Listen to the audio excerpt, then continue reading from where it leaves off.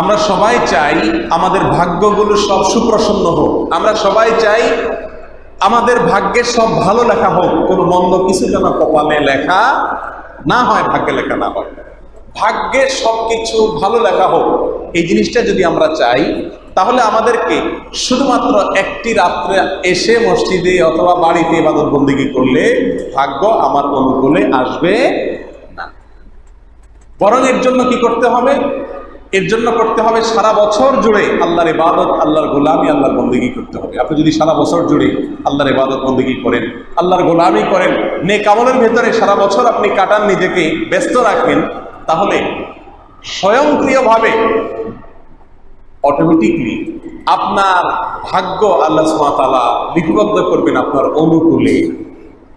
কারণ আপনার যদি কোনো কারখানা থাকে, কারখানায় দুইটা মেশিন থাকে, একটা মেশিন সেখান থেকে আপনার প্রোডাকশন আসে, মেশিনটা ভালো, এই মেশিনে তেল, মোবিল, বিদ্যুৎ যত কিছু সাপ্লাই করা দরকার এই মেশিন টিকে থাকার জন্য, আপনি করবেন কি করবেন না। এর বিপরীতে যদি আরেকটা মেশিন থাকে, যে মেশিনটা থেকে আপনার কোনো প্রোডাকশন আসে না, এই মেশিনটা আপনার কোনো কাজে লাগে না, এই মেশিনটা আপনার কথা শোনে না, এই মেশিনটা থেকে আপনি কিছুই পান না, তাহলে সেই মেশিনে আপনি তেল, মোবিল, বিদ্যুৎ এগুলো সাপ্লাই করবেন না। খুব সহজ বিষয়। আপনার দুটা গাড়ি আছে, একটা বসা গাড়ি, বেকার, কাজের না, এই গাড়িতে আপনি তেল, মোবিল কোনো খরচ নিশ্চয়ই করবেন না। পক্ষান্তরে যে গাড়িটা আপনাকে সার্ভিস দিচ্ছে, রানিং আছে, যে গাড়ি থেকে আপনার উপকারে আসে, যে গাড়িতে আপনার কথা শুনে, আপনি নিশ্চয়ই সেটার পেছনে পয়সা কড়ি খরচ করবেন এবং নিয়মিতভাবে বাজেট দিয়ে যাবেন। আপনি যদি চান আপনার সপক্ষে আপনার ভাগ্য লিপিবদ্ধ করা হোক, তাহলে একটি রাত্রে শুধুমাত্র এসে কান্নাকাটি করে ইবাদত বন্দেগী করে কখনো ভাগ্য আপনি সুপ্রসন্ন করতে পারবেন না। বরং আপনাকে সারা বছর জুড়ে আল্লাহ সুবহানাহু ওয়া তাআলার আনুগত্য করতে হবে, ভালো মানুষ হতে হবে, ঈমান এবং আমল এর উপর আপনাকে প্রতিষ্ঠিত হতে হবে।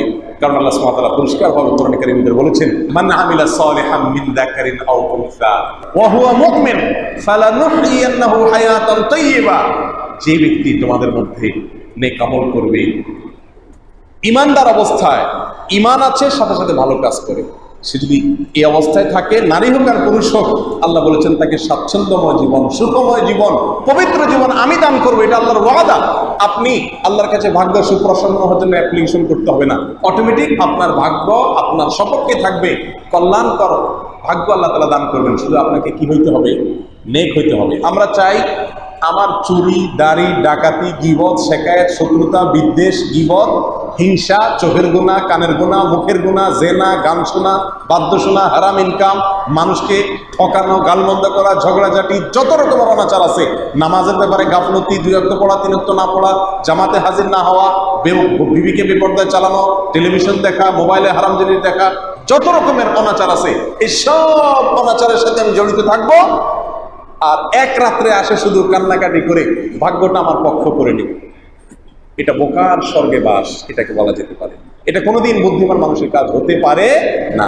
প্রিয় ভাইরা আমার, যদি আপনি চান আল্লাহ আপনার পক্ষে ভাগ্য লিখুক, এখন এই মুহূর্তে, এখন থেকে আপনি তওবা করুন যে আল্লাহ আমি আর বিপথে চলবো না, আল্লাহ 5 ওয়াক্ত নামাজ জামাতের সাথে পড়ব, সঠিক হালাল পথে চলবো, তোমার নবীর বাতানো আদর্শে চলবো, কারণ হক নষ্ট করব না, কাউকে কষ্ট দিব না।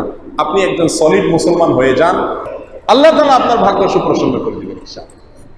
ঈমানকে সহি করতে হবে, আমলের মধ্যে টিকে থাকতে হবে, ভাগ্য অটোমেটিক আল্লাহ সুবহানাহু ওয়া তাআলা আপনার সপক্ষে লিখবেন। প্রিয় ভাইরা আমার, দুনিয়ার কোনো জনপ্রতিনিধি, দুনিয়ার কোনো নেতা, তার অনুসারী, তার অনুগত, যারা তার কথা শুনে, যারা তার রাজনৈতিক কর্মকাণ্ডে সহায়তা করে, তাদেরকে সে সারা বছর জুড়ে টাকা দিয়ে, পয়সা দিয়ে পালে। এখন একজন লোক, একজন চেয়ারম্যান সাহেব, মেম্বার সাহেব, কমিশনার সাহেব, এমপি সাহেবের কাছে গিয়া রেশন যেদিন বিতরণ হবে সেদিন হাজির হয়ে বলতেছে যে আমাকে রেশনের ভাগ দেন, অথচ তিনি না মিছিলে থাকেন, না মিটিংয়ে থাকেন, না ভোটের সময় থাকেন, না কোনো কিছুতে থাকেন। কি বলেন? ওই কমিশনার সাহেব, চেয়ারম্যান সাহেব, মেম্বার সাহেব, এমপি সাহেব তাকে কিছু দিবে না, বলবে তুমি তো ভাগ নেওয়ার সময় হাজির হয়ে গেছো।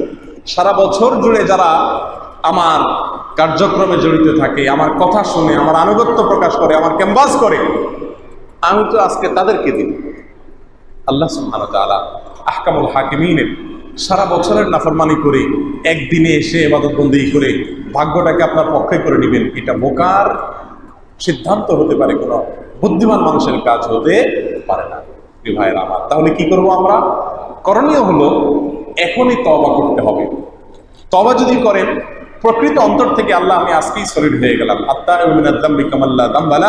যদি ভালোভাবে উত্তম রূপে যথাযথ উপায়ে তওবা করেন আল্লাহর কাছে, তাহলে আপনার পিছনে সব গুনাহ আল্লাহ তাআলা মাফ করে দিবেন ইনশাআল্লাহ।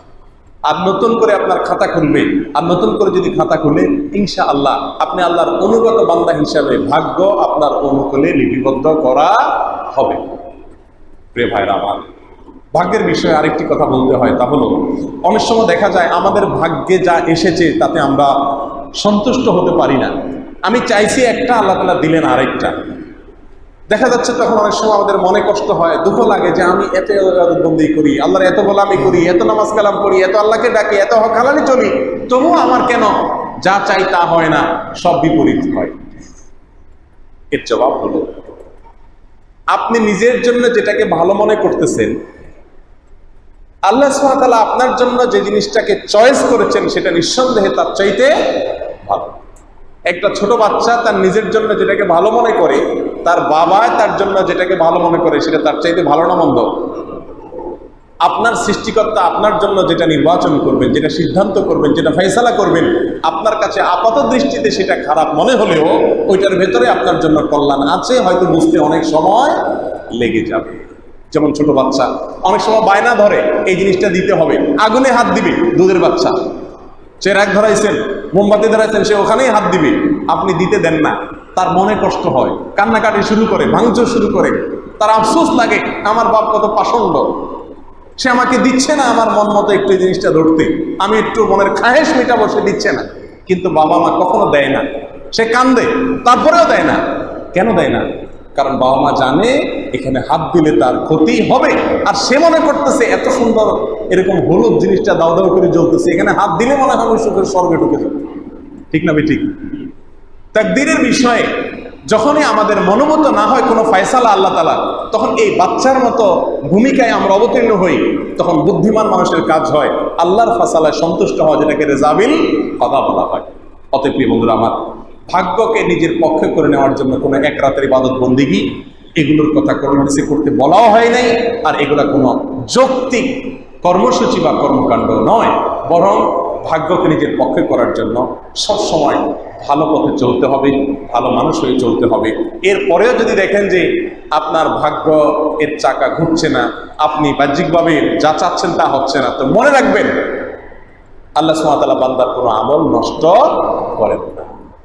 ইন্নাল্লাহা লা ইউযিউ আজরাল মুহসিনিন, যারা নেক আমল করে কখনো সেটা নষ্ট হতে আল্লাহ তাআলা দেন না। আপনি ভালোর পথে চলবেন আর আপনার ভাগ্য আপনার সুপ্রসন্ন হবে না, অসম্ভব। ভাগ্য সুপ্রসন্ন হতে বাধ্য, আপনার নসিবে ভালো কিছু আসতে, কল্যাণের ফয়সালা আসতে বাধ্য, যদি আপনি নিজে সলিড হয়ে যান।